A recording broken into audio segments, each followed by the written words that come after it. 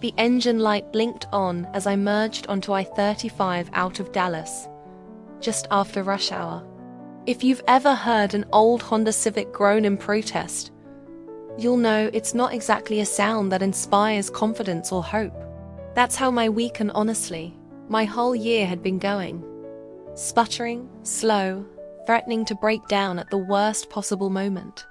But I didn't turn the car around. I just kept driving, hands tight on the wheel, eyes locked on the grey Texas sky. I was supposed to meet my sister Lizzie at her new apartment in Austin, helping her move in. But deep down, I think I was hoping to escape my own life long enough to remember who I was before everything started falling apart. If you're tuning in, sitting on your couch, phone in hand, wondering if things can actually get better when you feel stuck, I hope this story gives you something real to hold on to. Because what happened next didn't fix my life overnight, but it changed the way I show up for it. And that, it turns out, was the breakthrough I needed. Let me introduce myself. I'm Maribel, 37, born and raised in Oak Cliff, Dallas. I'm Mexican-American, oldest of 4, and until last year I thought I knew my life's direction. I'd worked my way up to a mid-level manager role in a healthcare company, stable, good benefits, nothing I loved but nothing I hated enough to leave. But somewhere along the way, I lost my spark. It started with little things. Waking up tired, dreading Mondays, drifting through meetings on autopilot. Then, one afternoon, my boss called me into her office and told me my job would be restructured. A polite way of saying, "You're out." Suddenly, everything I'd relied on for stability, my job, my confidence, my sense of self vanished. It's a strange thing, losing your identity overnight. Weeks blurred into months. I watched my savings dwindle, felt my old anxieties creep up, heard the voice in my head whispering, "You're behind. This isn't the life you were supposed to have." My world shrank to my apartment, my fears, and the endless job search tabs open on my laptop. I wouldn't say I was open to anything new, just desperate for a sign. That's when Lizzie called out of the blue, asking for help with her move. She was always the adventurous one, and I envied her ease with change. I hesitated, then said yes. Dallas had begun to feel like a cage. Austin, at least, seemed like a window. The drive was long, flat, and grey. My mind was loud with worries, but when I pulled up to her apartment, she was waiting on the curb, all sunlight and hope. As we hauled boxes up 3 flights of stairs, we joked about reinventing ourselves, starting fresh with new houseplants and new routines. That night, after pizza and cheap wine, Lizzie handed me a small turquoise notebook. "Try this," she said. "It's the gratitude journal I told you about." I started because some YouTuber swore it changed her life, thought you'd roll your eyes. But seriously, writing down 3 things you're grateful for? It helps, even when things suck. I didn't believe it would work, but I took it anyway. Back in Dallas, things didn't magically improve. If anything, the heaviness deepened. My unemployment insurance was almost up.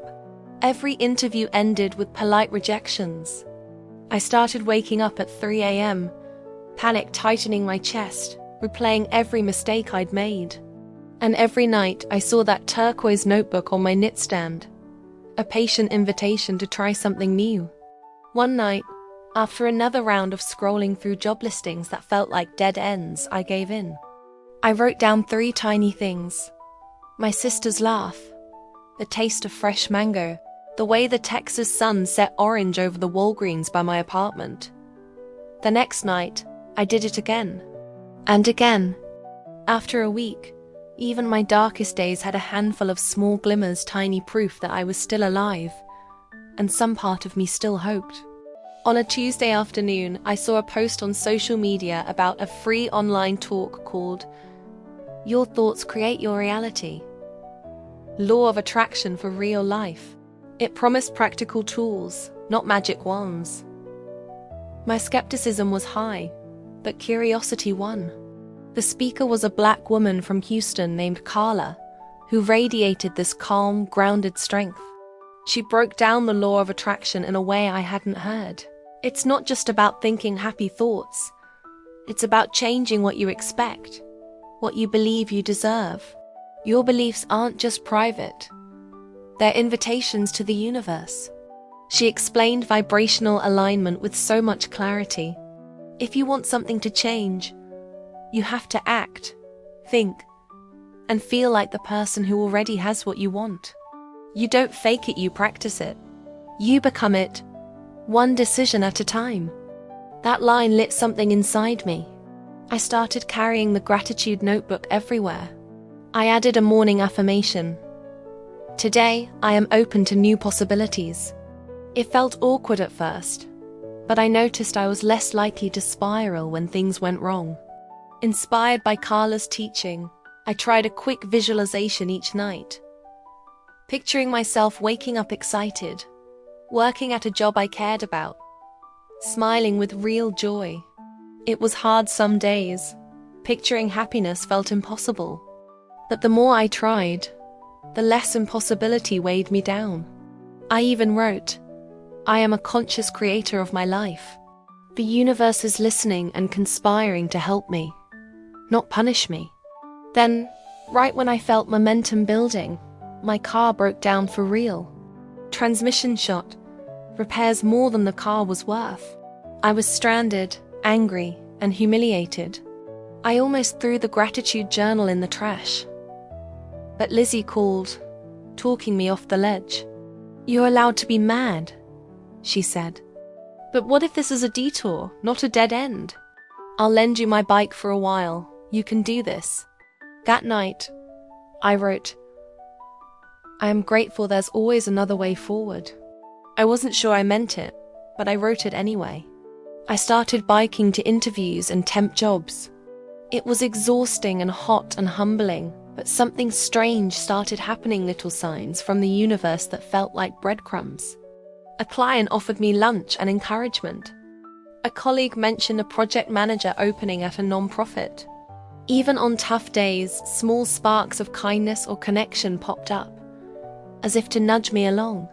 One evening, halfway home and tired, I cut through a park and stumbled on a local festival. I found myself dancing with strangers, laughing in the twilight joy, unplanned and electric, alive in my body for the first time in months. It hit me then. Circumstances were still hard, but I was changing inside. My vibration was different, lighter, more open. I was showing up for the small joys, and somehow, they were showing up for me too. 2 weeks later, while catching my breath at a coffee shop, I checked my email. There it was. An invitation to interview for that non-profit job. I almost cried. The role wasn't glamorous, but the mission lit me up, helping immigrant families navigate the healthcare system.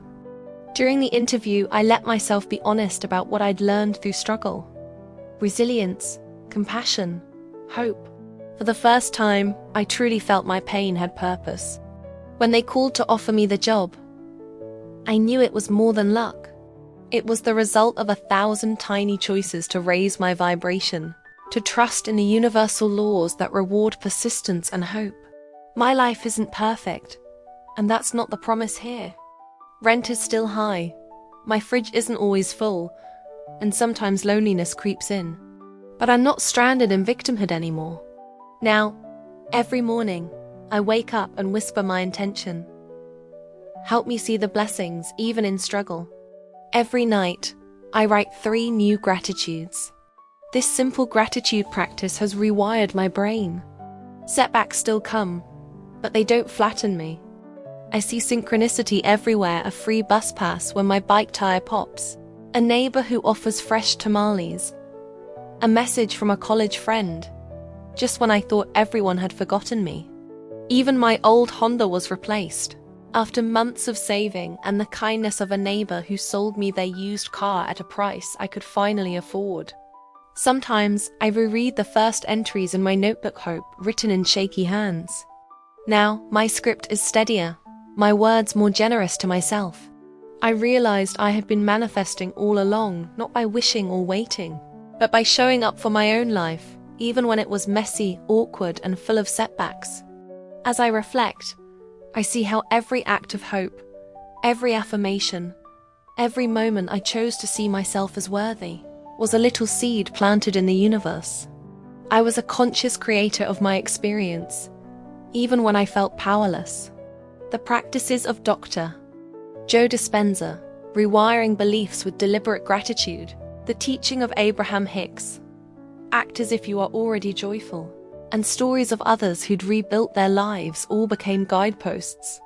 I learned to let go of how and when things should happen, and instead trust the power of intention and tiny steps. This is quantum manifestation, shifting from hoping to knowing, from maybe someday to I am becoming. I don't chase dramatic miracles now.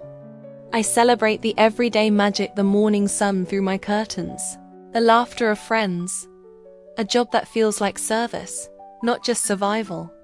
If you're feeling stuck, lost, or like joy is something for other people, know that you're not alone and you're not broken. The universe is listening, always. Start where you are. Notice the good, even if it's small. Say yes to little signs. Practice gratitude, even when it's just for making it through the day. With each step, you're training your mind and spirit to expect more connection, more love, more purpose.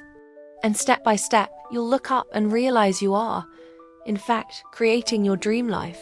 If any part of my story speaks to you, if you're ready to believe it's possible, comment below. I am ready to manifest my new life. And if this lifted you even just a little, please like, subscribe, and share. Someone else may need a tiny sign that hope is real. And it can begin with the smallest act. Your story's not over. It's just beginning.